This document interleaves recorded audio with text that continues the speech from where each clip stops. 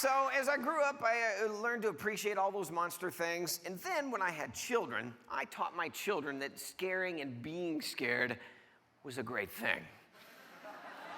My youngest daughter, Kenna, when she was a little kid, she was a master at scaring people. And when you're scared, there's one of two things that happens to you. You have one of two emotions usually, and it's usually fight or flight. And you don't know which one you're gonna do until you're actually really, really scared. And I'd never been really, really scared until my daughter started scaring me. This little twerp could jump out of nowhere in the middle of the darkness and like, wah! And I wasn't a flight. I didn't scream like a girl and run away. I started punching. The worst was when I was upstairs in the master bathroom. I was cleaning a toilet. I had the plunger. I was plunging the toilet. I got finished. I was walking down the hall, middle of the night like this. She jumped out of nowhere. My first reaction was like, whoa! And she's like, hey, Dad almost killed me with the plunger. Woo! She's laughing. That little kid would hide underneath my desk in my office. I had a desk that was fully enclosed when you'd sit underneath it. There was a little cave under there. She learned to hide under there. She would sit there patiently. That's what's so evil about it. She would wait for 10 minutes and then reach out and grab my legs and be like, she eventually learned to take a pillow with her. You'd be like, ah, what the, oh. Now, as they got older, I stopped scaring them, they stopped scaring me, but eventually my daughters and I figured out that scaring dogs is a fun thing to do as well. And one of our favorite dogs to scare is my little dog, Rhodey. Rhodey is a 5-pound miniature pinscher. And it's great scaring little dogs because it can't do anything to you. You know those candy bowls at Halloween that have the hand? Don't get ahead of me here. That have the little rubber hand that sticks up when you reach in to get the candy, it goes like this. First couple of times, it's like, oh, that's really funny. That is not a candy bowl, that is a dog bowl. Oh, yeah. So I thought this up, and the girls were at the house, and I'm like, girls, watch this. This is genius. They're like, what are you doing now, Dad? I'm just watching. This is great. I took the candy bowl. I poured out the candy. I put a piece of hamburger in the bottom of the bowl right in front of the hand.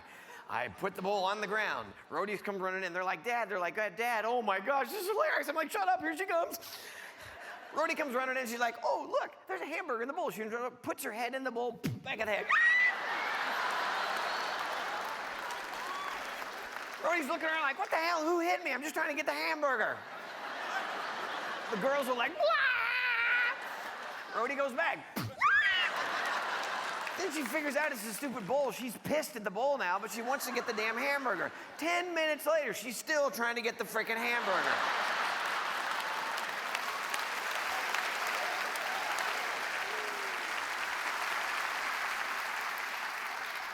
Unfortunately, dogs learn. To this day, Rhodey will not eat or drink out of a bowl that she's never met. Until she does her little army crawl. She'll be like this. It's sad, I know, but I let Rhodey get back at people after that happened to her. This past Halloween, I got a shark outfit for Rhodey. We were shooting a television show. I had a dressing room. Outside the dressing room was the hallway where everyone would walk. And you could hear him coming around the corner. And I would go, Rhodey, sick him. She'd run down the hallway, bah, bah, bah, bah, come back in. People were like, oh, that's really cute. I took the shark outfit. I put it on Rhodey. Tiny little shark outfit. The great thing about this was when the shark outfit was on the dog, you couldn't see the dog. All you could see was this misshapen shark kind of reptilian looking thing. It was an odd color, a weird shape. It had a fin right here, 2 fins out the back, a thing in the tail, and teeth and eyes. It was fantastic. Now, when you're frightened, your emotions of being frightened take over, but then your cognitive brain recognizes really quickly what it is that's frightening you, and you calm down immediately. It's like, oh, that's really funny. When something comes around the corner at you that your brain can't recognize, especially when it looks like some sort of odd reptilian prehistoric thing, your lizard primordial brain kicks in.